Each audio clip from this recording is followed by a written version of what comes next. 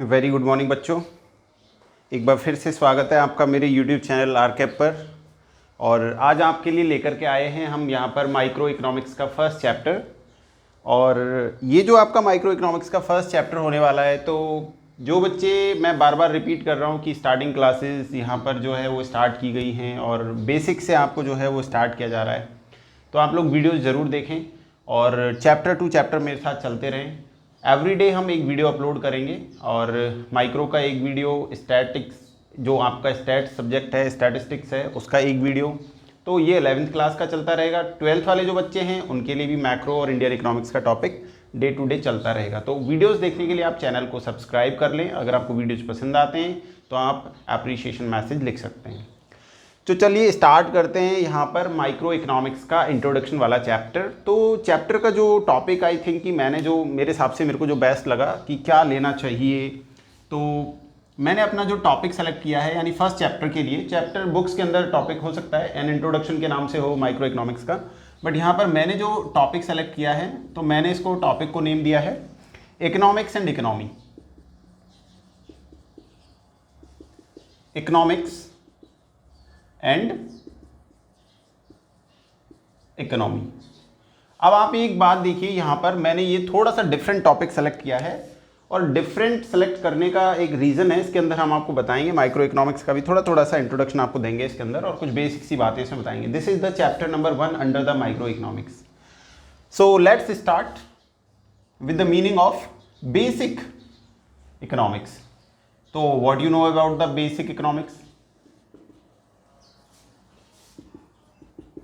बहुत सारे ऐसे बच्चे हैं जो इकोनॉमिक्स का पूरा बुक पढ़ लेते हैं माइक्रो इकोनॉमिक्स का, but they do not know about the basic economics. तो सबसे पहले जैसे मैं आपको बता रहा हूँ कि जैसे ये वर्ड इकोनॉमिक्स आया कहाँ से, तो ग्रीक वर्ड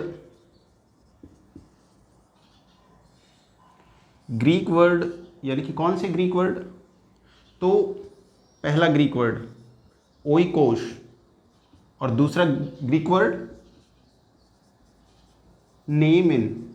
ध्यान रखेंगे बच्चों, जो बच्चे माइक्रो इकोनॉमिक्स पढ़ेंगे 11th क्लास में, बेसिक से स्टार्ट करें। These are the two words, just name as oikos and nemein. Oikos का मतलब जो है ये यहाँ पर होता है फैमिली। अब हिंदी वाले बच्चे कहेंगे परिवार। आप सबका एक परिवार है और मेरी उम्मीद है कि आप सब स्वस्थ होंगे और खुश होंगे, आपके परिवार में सारे लोग। तो the meaning of this word oikos is family and the meaning of nemein का मतलब होता है मैनेजमेंट। हिंदी वाले बच्चे कहेंगे प्रबंध। क्या कहेंगे? प्रबंध। मिठाइयों का प्रबंध कर लीजिए भाई, आप लोगों की कोचिंग स्टार्ट हो गई है। चलिए खैर, ये मैंने सिर्फ प्रबंध के लिए जो है आप लोगों को बताया यहाँ पर। उम्मीद है आपको ये स्टार्टिंग कॉन्सेप्ट काफ़ी इंटरेस्टिंग लग रहा होगा और पसंद भी आ रहा होगा। तो ये दोनों वर्ड मिले, दोनों वर्डों के मिलने से ये इकोनॉमिक्स बना और इन दोनों का मीनिंग फैमिली और मैनेजमेंट होता है। तो लास्टली आप ऐसा कह सकते हैं, कैसा कह सकते हैं आप? ऐसा कह सकते हैं, the management of a family just called economics. अब भाई ये तो मैंने आपको पहले एक वीडियो डाला हुआ है, उसमें आप देखना, मैंने कहा था कि भाई ये अरस्तु ने डेफिनेशन दी थी पहले, और इंडियन रेस्पेक्ट्स में जब हम इकोनॉमिक्स की बात करते हैं तो अरस्तु ने यही डेफिनेशन दिया था। उनका मानना था कि भाई आप अपने परिवार का प्रबंध कर लीजिए, यही अर्थशास्त्र है। तो बताइए, भारत वाले कहीं भी पीछे नहीं है, इंडिया वाले। चाहे वेस्टर्न जो इकोनॉमिस्ट हैं उनकी बात अलग है, उन्होंने कुछ भी कहा हो, चाहे ग्रीक वर्ड से आया हो। अर्थशास्त्र का अगर एक तरीके से देखा जाए तो अर्थ प्लस शास्त्र होता है, संस्कृत शब्द के, जो संस्कृत की भाषा के ही शब्द हैं दोनों, वहाँ से इसका जो है ये मीनिंग निकला हुआ है। तो यहाँ पर कुछ अलग थोड़ा सा आपको देखने को मिलता है, तो इसलिए इसका ये डेफिनेशन निकल करके आता है। चलिए ये चीज़ क्लियर हो गई, यहाँ पर कोई प्रॉब्लम नहीं है आपको। अब बात आती है व्हाई वी नीडेड इकोनॉमिक्स। क्यों ज़रूरत है हमें भाई इकोनॉमिक्स की? ज्योग्राफी पढ़ लीजिए आप, इकोनॉमिक्स की क्यों ज़रूरत है? या फिर आप मैथमेटिक्स पढ़िए, या फिर इकोनॉमिक्स होना ही नहीं चाहिए था दुनिया में। तो why we need economics. Next अपना जो टास्क है वो ये है, why we need economics. Question mark. अब कई बच्चे सोचते हैं अरे भाई माइक्रो इकोनॉमिक्स का पहला चैप्टर पढ़ रहे हैं, अब तो सर ने तो ये पूछ लिया कि वाई वी नीड इकोनॉमिक्स। तो बहुत सिंपल है बच्चों, इसकी जो ज़रूरत है वो हमें दो ही चीज़ों को ध्यान में रखते हुए पड़ती है। फर्स्ट, स्कैरसिटी, ये वर्ड ध्यान रखेंगे आप। सेकंड, क्यों ज़रूरत पड़ती है उसमें, सेकंड जो आपके पास रिसोर्स हैं, सो रिसोर्सेज हैव अल्टरनेटिव यूजेस। तो यहां पर क्या होता है कि ये जो कंडीशन है, रिसोर्सेज हैव अल्टरनेटिव यूजेस, जो भी रिसोर्सेज हैं उनके बहुत सारे उपयोग हो सकते हैं, अल्टरनेटिव यूज होते हैं अलग अलग रिसोर्स के। और एक चीज़ और आती है जिसकी वजह से ज़रूरत पड़ती है, वो है चॉइस। भाई आजकल आप ये कहेंगे कि सर चॉइस का मामला है, भाई चॉइस में कोई कॉम्प्रोमाइज़ नहीं है। किसी को डेयरी मिल्क पसंद है तो किसी को 5 स्टार पसंद है, किसी को गौरव टावर जाना पसंद है, किसी को WTP जाना पसंद है, किसी को मूवी देखना पसंद है, किसी को घर पे मूवी देखना पसंद है। तो बात चॉइस की आती है ना कि आप कैसे चॉइस करेंगे। किसी को पेप्सी पीना है तो किसी को कोक पीना है, किसी को यहाँ पर मैं कहूँ कि एनर्जी ड्रिंक पीना है, रेड बुल, किसी को कुछ और पीना है। चॉइस की बात है भाई, हर किसी की चॉइस अलग अलग हो सकती है। तो चॉइस की जब बात आती है तो उसके लिए हमें इकोनॉमिक्स की बहुत आवश्यकता पड़ती है।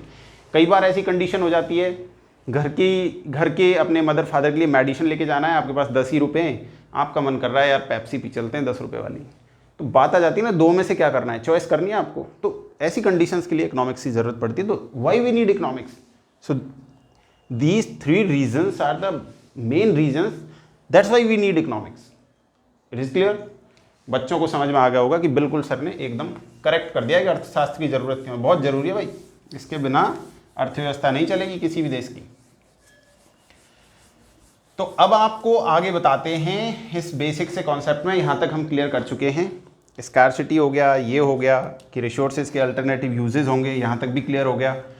अब चलते हैं आगे, और आगे जाकर के हम देखते हैं कि यहां पर ये जो इकोनॉमिक्स है भाई, इसकी 2 ब्रांच जनरली आपको देखने को मिलेंगी। पहली ब्रांच का नेम है यहां पर माइक्रो, और सेकंड ब्रांच का नेम है मैक्रो, जो जनरली आपको 11th और 12th में देखने को मिलेगी। तो जो माइक्रो है ये ग्रीक वर्ड वापस से माइक्रोस से लिया गया भाई, और ये वापस से ग्रीक वर्ड मैक्रोस से उठाया गया है। फिर से 2 वर्ड आ गए अलग अलग माइक्रो मैक्रो के लिए। तो ये जो दोनों के लिए अलग अलग टर्म्स हैं, तो माइक्रोस का जो मीनिंग है ये होता है स्मॉल। क्या होता है भाई, स्मॉल होता है। मैक्रोस का क्या होता है भाई, लार्ज होता है। अब किसी बच्चे को डेफिनेशन नहीं आती, लेकिन ये तो आता है कि सर ने तो ऐसे बताया था यार, स्मॉल लार्ज अगर ये भी लिखेंगे तो चल जाएगा। यानी कि अगर कोई पूछता है कि बताइए आप अर्थशास्त्र के विद्यार्थी हैं, you are students of economics, तो आप बताइए कि ये क्या होता है माइक्रोस, ये माइक्रो इकोनॉमिक्स क्या होता है। तो आप कहेंगे sir the meaning of micro is small sir. अब स्मॉल कैसे, अब आप बताइए, आप बड़े हैं, आपका कंट्री बड़ा है, बताइए आप, देश बड़ा है ना, देश के अंदर तो आप जैसे बहुत लोग हैं। तो अगर आप स्मॉल की बात करेंगे तो आप की बात कर रहे हैं आप, अगर आप बिग लार्ज की बात कर रहे हैं तो कंट्री की बात कर रहे हैं आप। तो ये सेम वैसा ही कॉन्सेप्ट है, it is a wide concept, it is a narrow concept. तो चलिए दोनों के बारे में थोड़ा सा जानते हैं और जल्दी से खत्म करते हैं इस टॉपिक को। माइक्रो इकोनॉमिक्स के अंदर we studied about individuals.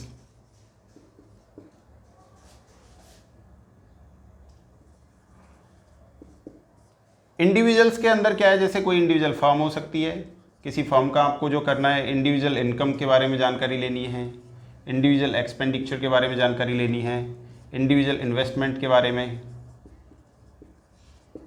तो ये जो इंडिविजुअल स्टडी आप कर रहे हैं यहाँ पर, ये माइक्रो का कॉन्सेप्ट है। If you studied about the whole economy,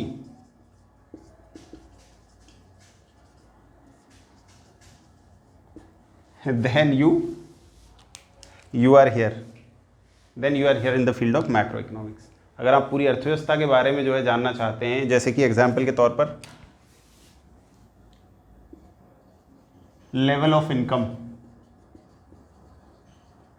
या जनरल प्राइस लेवल या नेशनल इनकम या जीडीपी, ऐसे कॉन्सेप्ट, आउटपुट, इस तरीके के कॉन्सेप्ट्स, ठीक है ना।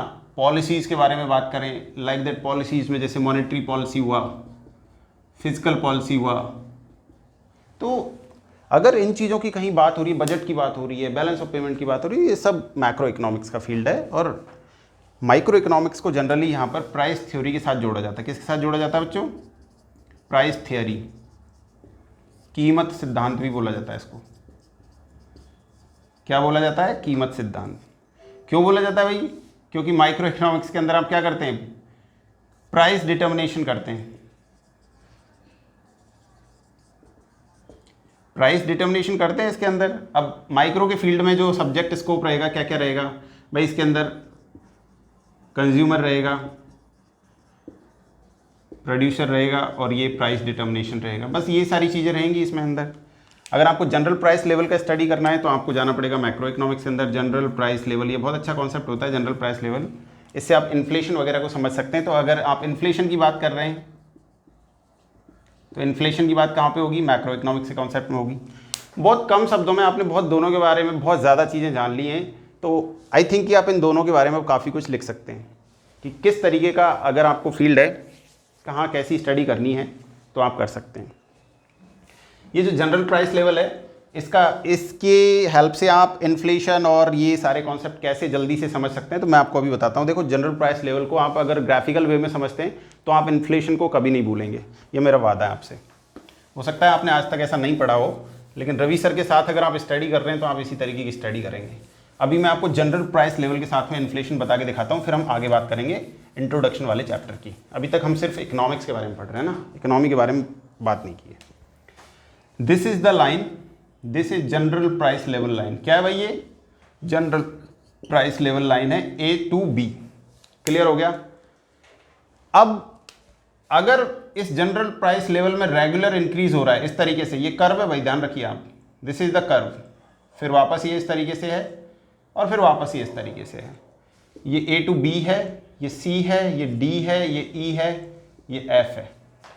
ये B1 लिख दिया क्योंकि B यहाँ पर लिखा हुआ है और A इधर लिखा हुआ है।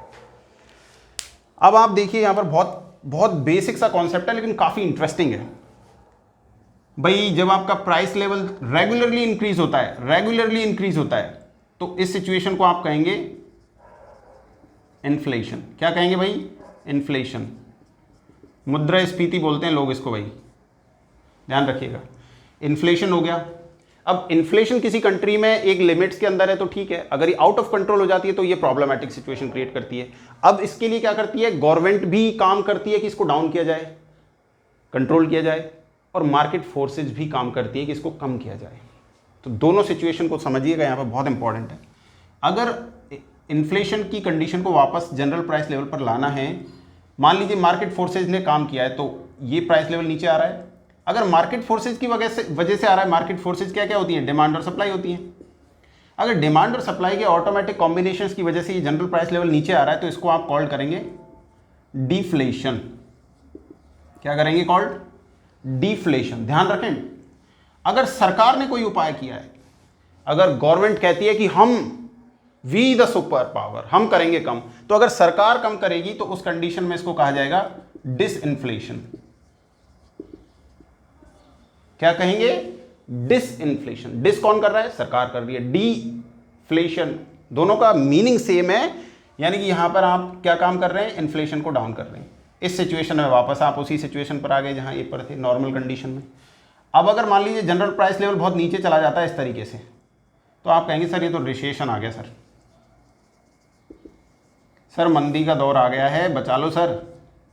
तो ये मंदी की सिचुएशन आ चुकी है। इस कंडीशन में कीमतें जो है वो बहुत कम हो जाती हैं, लेकिन लोगों के पास पैसा नहीं होता परचेजिंग के लिए, तो मार्केट डाउन हो जाता है। मार्केट में खरीदारी नहीं होगा तो फिर मार्केट चलेगा किससे?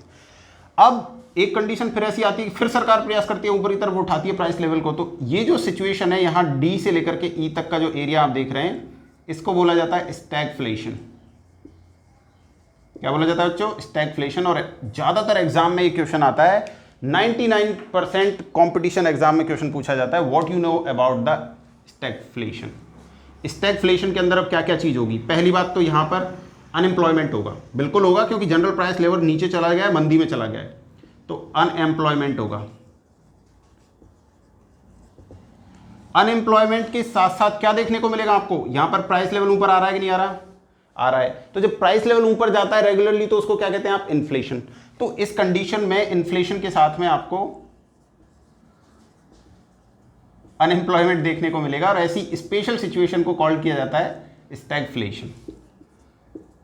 यहां पर वापस वही सिचुएशन है, फिर से वही आप इन्फ्लेशन में चले गए हैं। बहुत अच्छा सा कॉन्सेप्ट है। इन्फ्लेशन के अंदर देखिए बच्चों, जो बच्चे अभी भी नहीं समझ पाए उनको एक फिर से एग्जांपल देता हूँ। इन्फ्लेशन का मतलब जो होता है ना, इसका मतलब होता है कि आपकी जो वैल्यू ऑफ मनी है, वैल्यू ऑफ मनी ये डिक्रीज होती है। आपके पास 10 रुपये हैं, उसकी वैल्यू गिर जाएगी। कैसे गिर जाएगी? मान लीजिए पार्ले जी का पैकेट 5 रुपये का आता है, अगर आपके पास 10 रुपये हैं तो आप 2 परचेज करोगे ना? करोगे बिल्कुल। अगर वही पार्ले जी का पैकेट 10 रुपये का हो गया तो कितने परचेज करोगे? 1 ही करोगे। पहले 10 में 2 हो रहे थे, अब 10 में 1 हो रहा है। इसका मतलब क्या है कि उस 10 रुपये की वैल्यू डाउन हो चुकी है, उस मनी की वैल्यू डाउन हो चुकी है और प्राइसेस बढ़ चुकी हैं। तो इस कंडीशन में क्या होता है? वैल्यू ऑफ मनी डिक्रीज हो जाती है और जो प्राइस होती है ये अप हो जाती है, कीमतें बढ़ जाती हैं। तो आई थिंक कि मैंने ये इन्फ्लेशन का जो कॉन्सेप्ट था ये मैक्रो इकोनॉमिक्स से रिलेटेड था। बेसिक कॉन्सेप्ट्स में मैंने इसको आपको बहुत अच्छे तरीके से बता दिया, ये आपको समझ में आ गया होगा। अब जल्दी से फटाफट चलते हैं हम इकोनॉमी की तरफ कि what you know about the economy. Economy क्या होती है? ये भी भाई बहुत ज़बरदस्त चीज़ है, इसके बिना कुछ पॉसिबल नहीं है। जल्दी से आपको बताते हैं कि इकोनॉमी क्या है। मान लीजिए यहाँ पर मैंने एक वर्ड लिखा इकोनॉमी, अर्थव्यवस्था बोलते हैं इसको भाई। क्या बोलते हैं? अर्थव्यवस्था। तो ये क्या है? It is nothing, it is only a system. क्या है भाई ये? It is only a system. और सिस्टम क्या है? सिस्टम ये है इन विच पीपल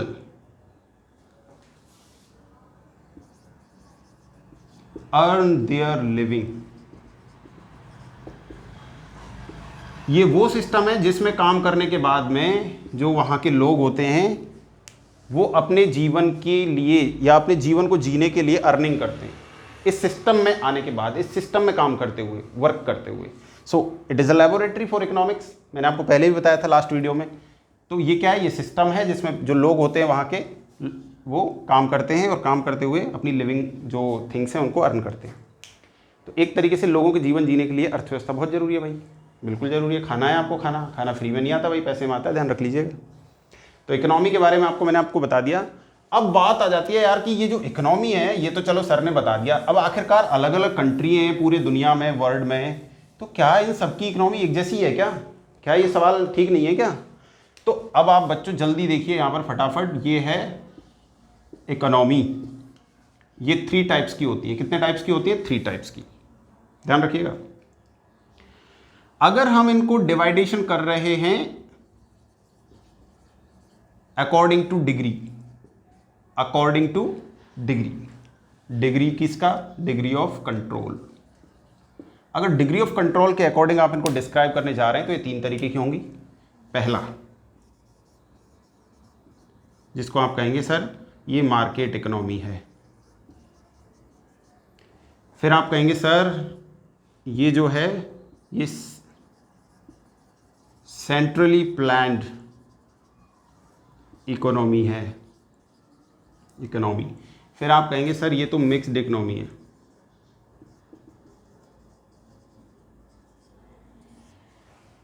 चलिए भाई ये भी ठीक है, यहाँ तक तीनों के बारे में हमने बात कर ली है। तो ये 3 तरीके मैंने आपको बताए हैं। कई बार आपको इनके अलग अलग नाम देखने को मिलेंगे, जैसे सेंट्रली प्लान्ड इकोनॉमी को बोला जाता है सोशलिस्टिक, सोशलिस्ट इकोनॉमी,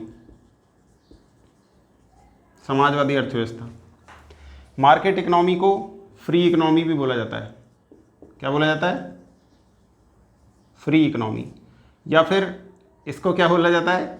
वो सेंट्रली प्लान्ड हो गया, ये मार्केट इकोनॉमी हो गया, ये फ्री इकोनॉमी हो गया, ये इस तरीके से हो गया। तो आई थिंक कि ये चीज़ें आपको क्लियर हो चुकी होंगी। तो ये इनके जस्ट नेम हैं। अब पहले मैं आपको कुछ कुछ चीज़ें क्लियर कर देता हूं जो आपको डाउट क्रिएट करती हैं। जो इंडिया का इकोनॉमी है ये मिक्स्ड इकोनॉमी है, वो बाद में बताएंगे क्यों है। जो मार्केट इकोनॉमी होता है इसके अंदर क्या होता है, क्योंकि फ्री इकोनॉमी है, फ्री इकोनॉमी में कौन चीज़ काम करेगी, मार्केट फोर्सेज काम करेंगे। मार्केट फोर्सेज में क्या क्या होता है, डिमांड और सप्लाई होती है। तो डिमांड और सप्लाई ऑटोमेटिक काम करते रहते हैं, मार्केट चलता रहता है। यहाँ पर कंट्रोल नहीं होता सरकार का, ये आप ध्यान रखेंगे, बिल्कुल फ्री रहते हैं सब लोग, कोई भी व्यापार करो कोई टेंशन नहीं। सेंट्रली प्लान्ड में क्या होता है, अब जैसे इसका एग्जाम्पल दूँ मैं आपको मार्केट इकोनॉमी का, यूएसए, अमेरिका, बड़े बड़े कंट्री जो हैं आप देखने को मिलेंगे आपको, ब्रिटेन हुआ, जर्मनी हुआ, ये इसी के अंदर आएंगे। सेंट्रली प्लान्ड यानी जहाँ सरकार ये कहती है कि आई एम द सुपर, मैं ही सर्वशक्ति हूँ, मेरे से बड़ा कोई नहीं है, मेरे डिसीजन मानोगे आप। तो सेंट्रली प्लान्ड इकोनॉमी में क्या होता है कि सोशलिस्ट इकोनॉमी इसको बोला जाता है, सरकार पूरे पावर में होती है, सरकार ही डिसीजन लेती है और इसमें सोशल वेलफेयर को ध्यान में रखा जाता है, सामाजिक कल्याण को। सरकारी संस्थाएं होती हैं ज़्यादातर, प्राइवेट का इसमें कोई बोलवाला नहीं होता, इसमें पूरा प्राइवेटाइजेशन होता है, ठीक है। इसमें प्रॉफिट को ध्यान में रखा जाता है, इसमें प्रॉफिट को ध्यान में रखा जाएगा, लाभ को ध्यान में रखते हुए सारे कार्य होंगे। अब आप कहेंगे सर इसका एग्जाम्पल बताओ सेंट्रली प्लान्ड का, तो भैया आजकल चीन बहुत चर्चा में चल रहा है, चीन इसका एक अच्छा एग्जाम्पल है, रूस इसका एक बहुत अच्छा एग्जाम्पल है। तो आपने देखा होगा शीत युद्ध के बारे में, कोल्ड वॉर के बारे में, हिस्ट्री वाले बच्चे जानते होंगे, तो हिस्ट्री वाले बच्चों को पता होगा भाई कि जब कोल्ड वॉर हुआ था तो उस कंडीशन में चाइना, रशिया, इधर वाले जो थे ये यूएसएसआर के नाम से जानते थे उस टाइम पे इसको, तो ये सब एक तरफ थे और उधर अमेरिका, ब्रिटेन और ये सब उधर। जर्मनी पहले दो पार्ट में था, eastern journey and western journey. तो ईस्टर्न तो इनके साथ था और वेस्टर्न जो है अमेरिका के साथ था। बाद में मिक्सअप हुआ 1990 में इनका, तो वो कहानी भी आप ध्यान रखिएगा। मैं इकोनॉमिक्स का टीचर हूँ लेकिन 1990 में जर्मनी को मैंने एकीकृत कर दिया भाई, ठीक है। उम्मीद है आपको ये टॉपिक पढ़ने में मज़ा आ रहा होगा। तो 3 तरीके की यहाँ पर आपकी इकोनॉमीज़ होंगी, ये आप ध्यान रखेंगे, अलग अलग होंगी, इस तरीके से इनके फीचर्स होंगे, ये मैंने आपको बता दिया। मिक्स्ड इकोनॉमी में आपको इन दोनों इकोनॉमिक्स का मिक्सअप देखने को मिलेगा, यहाँ प्राइवेट और गवर्नमेंट सेक्टर काम करते हुए देखे जा सकते हैं। सोशल वेलफेयर को भी ध्यान में रखेंगे, प्रॉफिट को भी ध्यान में रखेंगे। तो आई थिंक ये मुद्दे आपके क्लियर हो चुके हैं। नॉर्मेटिव और पॉजिटिव इकोनॉमिक्स को मैं लास्ट वीडियो में बता चुका हूँ कि क्या होता है, फिर से बता देता हूँ चैप्टर खत्म होने के साथ ही। नॉर्मेटिव इकोनॉमिक्स का मतलब होता है व्हाट ऑट टू बी, ये वर्ड जहाँ देखने को मिले समझ जाना नॉर्मेटिव, आदर्शात्मक अर्थशास्त्र की बात कर रहे हैं सर। और पॉजिटिव इकोनॉमिक्स का मतलब क्या होता है, व्हाट इज, व्हाट वाज। अगर इस तरीके के शब्द देखने को मिले तो समझ जाना ये पॉजिटिव इकोनॉमिक्स की बात हो रही है। बस 2 ही चीज़ें काफ़ी है बताने के लिए। उम्मीद है आपको ये जो वीडियो है मेरा आज का ये पसंद आया होगा। ये अपना बेसिक चैप्टर है बेटा। अब जो नेक्स्ट चैप्टर माइक्रो इकोनॉमिक्स के अंदर आप पढ़ेंगे तो उसके अंदर क्या होता है कि अब इकोनॉमीज को तो आपने जान लिया, अब इन इकोनॉमीज में क्या होता है कि प्रॉब्लम्स आती हैं जिनको सेंट्रल प्रॉब्लम्स बोला जाता है, central problems of an economy. तो उनके बारे में बात करेंगे नेक्स्ट चैप्टर में और सीधा उसको कनेक्ट करेंगे प्रोडक्शन पॉसिबिलिटी कर्व से। सिलेबस में से हटा दिया गया है बट हम बात करेंगे हमारे वीडियो में, क्योंकि अगले साल फिर आएगा सिलेबस में। तो अगले चैप्टर को जानेंगे, पीपीसी जानेंगे, मार्जिनल अपॉर्चुनिटी कॉस्ट क्या होती है वो जानेंगे, अपॉर्चुनिटी कॉस्ट क्या होती है वो जानेंगे, पीपीसी क्या होता है वो जानेंगे, और इनकी प्रॉब्लम्स का सॉल्यूशन कैसे करेंगे with the help of diagram, ये जानेंगे। तो बने रहिएगा हमारे साथ हमारे यूट्यूब चैनल आरकेप में अगला वीडियो देखने के लिए। So thank you so much. अगर आपको ये वीडियो पसंद आया तो लाइक कर दीजिए, शेयर कर दीजिए, सब्सक्राइब कर लीजिए चैनल को, एंड होप सो मैं आपके लिए बहुत सारे वीडियोज़ लेकर के आने वाला हूँ। नमस्कार।